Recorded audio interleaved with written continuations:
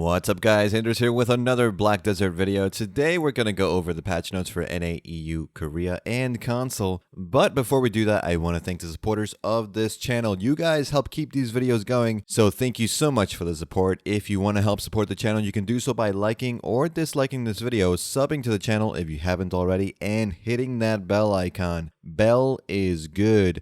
So please ding the bell to get notified when I upload my next video. As for the patch, NA and EU, we got Koi back. Termian Necklace event did not end up happening, but maybe next week, who knows. But Koi is something all of us can appreciate. Koi is good. Summer season is over as well. Autumn season pre-creation has now started. Hashashin also pre-creation also starting as well. Doing so will net you some goodies as well as a free pet, I believe, when Hashashin launches. But you won't get a free character slot. That's one thing they don't want to give out anymore. So you're gonna have to buy from loyalty or delete a character if you already have the max slots. They have increased the maximum number of slots to 21 if you did buy that discounted character slot expansion. Now, composition for Shy has received some improvements. The new shop with the new instruments you can use for composing is now physically there, but not active just yet. So it's going to be a piano, I believe some cymbals, and a harp. Music grades are now visible on all characters, with the highest grade on one of your Shys displaying the music grade they have even on classes like Law and a Guardian. Shy is still the only class able to compose, however, so keep that in mind. Multiple fixes were made to the compose window as well. Now, if you're stuck on the duck item part of the Mysteries of Summer questline, which I am, they have added more chances for the event hotspot to appear. Hopefully that helps. It says slightly increased, so a slight increase of 0.001% is not a lot, so just keep that in mind. Hopefully that helps us get those event hotspots easier to appear. They also added the ability for the Fairy Miraculous Cheer skill to reset after registered potions are consumed. I'm assuming this means you don't need to re-register potions every time they run out, but it's a little bit unclear. Season channels are now back to Camasylvia channels for the remainder of the week. They will go back to season channels with the launch of the autumn season next week. Now, for class changes, you can now quick slot the Awakening swap skill for all classes. Warrior's Reckless Blow no longer gets slowed down after the skill hits. The Warrior pre-awakened Q block is now stronger as well. The Ranger's ranged AP buff on her normal attack is activated on the second and third hit instead of just on the third hit. The Wind Step skill is more smooth while moving forward, and the PvE knockback effect of many of her skills was removed. Berserker's Fierce Strike now activates immediately when in beast form, and the Shake Off iframe now applies correctly in Awakening stance. Tamer got the Heilang bug fixed. When Surging Tide was used, it would have less hits in Heilang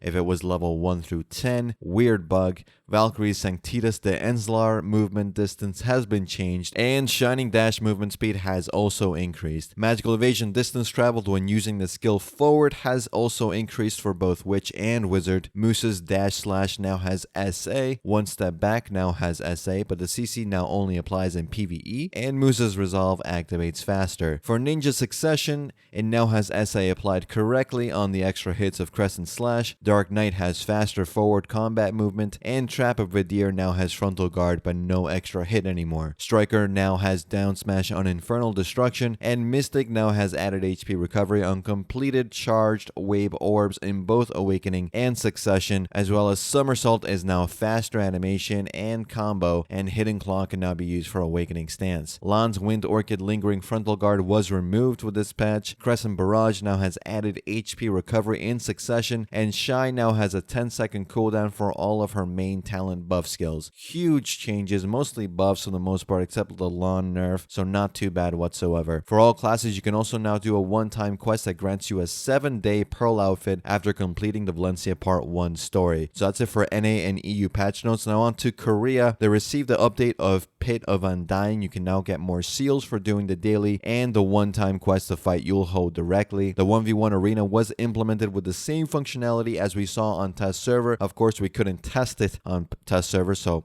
hopefully we can get some footage from Korea seeing how the arena actually works. As you know, it's locked through a dialogue with the NPC Harpoon. I think that's his name anyway. There's a 3-minute time limit on the fights, and it is a first come, first serve, so the first 2 players that interact with the NPC can enter. Outsiders can watch the fight from above, and the winner gets to stay in the arena while the loser gets transported out. The audience can also spectate the battle through a battle UI to see the progress of the fight, and the battle arena itself has also changed to work much like the red battlefield works right now, with 10 battlefields available to you to choose from. The new Basilisk Guardian summon content has also released in Korea. We kind of know a little bit more about it. So you purchase a summon scroll from Tarek in Rock Post for 1 million gold bar. You go to the summon location and you summon huge basilisk statues. Once they are destroyed, a Basilisk Guardian appears and attacks you. The Guardian requires 280 AP to fight, or at least that is the recommended AP. The statues require less, around 220 AP. The point is that this needs to be a co-op summon, so one of you fights the Guardian while the other needs to destroy the statues that give the Guardian power. Destroying certain statues can stun the Guardian, giving more free DPS time for your partner. It's an interesting mechanic. Hopefully it pans out and the reward is good enough for people to actually do it. Gaifen Rasia also received a new elite that is hidden amongst the normal monsters. He can be looted by up to 5 players as well. Node Wars have completely revamped. Tier 1 Easy is now 210 AP and 250 DP. Tier 1 Mediums are now 230 AP and 270 DP. And Tier 1 Hards are now 240 AP and 300 DP. The damage reduction rate now also has a limit of 7% for Easy, 9% for Medium, and 13% for Hard. The player's HP now reduces by 500 HP every 20 minutes at the start of the war. The max HP you can have is 5000 HP. Node War dates have also changed to have a more balanced number of Node Wars throughout the week. And notice there is no Tier 2 changes. They've retracted the Tier 2 changes as far as I know. So we'll see this week if they do more Node War changes. As far as I know, these should be the final ones for the meantime, but we'll see. For class changes in Korea, Sork's Violation now does more spin hit damage, and Reaper's Judgment now deals more damage with an added hit. Ultimate Blitz Distance was reduced for Valkyrie, and Ultimate Divine Power got a damage increase. Moose's Below the Belt got a damage increase, as well as Crosscut and Backflow. Maewa's Frost Pillars now activates faster and can be comboed into New Year's Eve, a skill that now deals even more damage as well. Serpent Ascension for Ninja now deals more damage, and Kunoichi's Wheel of Wrath now deals more damage as well.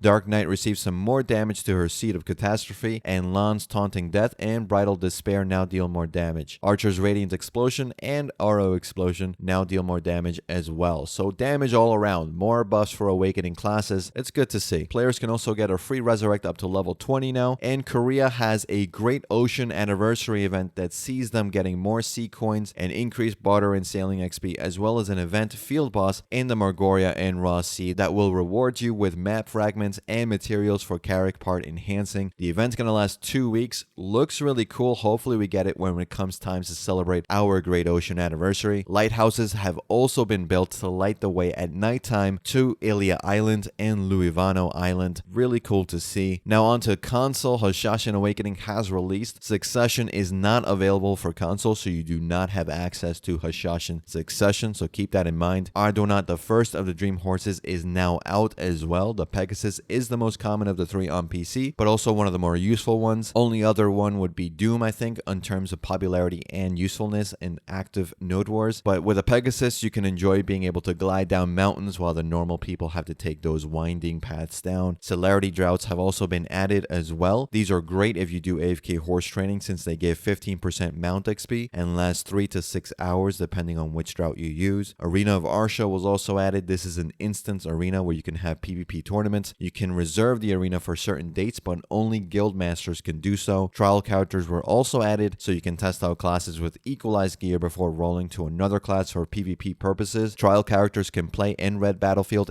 and Battle Arena without issue, but cannot traverse into the open world, so keep that in mind. The Granvir horse set was also added for you guys, which is the best set you can use and the most common one to use before the Krogdalo set comes along. That will be BIS. Archaeologist map can now be used so that you can use the return function even when changing characters or switching channels. That's great to see. You have a new animation for hitting 10 and pen items, and Jonas fragments have been added to the 1 time per account Valencia quests. And that's pretty much it for this video, guys. Are you excited for Koi again? I sure am. Will you be re-rolling to Hashashin as soon as it launches? I may be doing that. Who knows? Let me know in the comments, and as always, thanks again for watching. Thanks for listening. I'll see you all in the next one.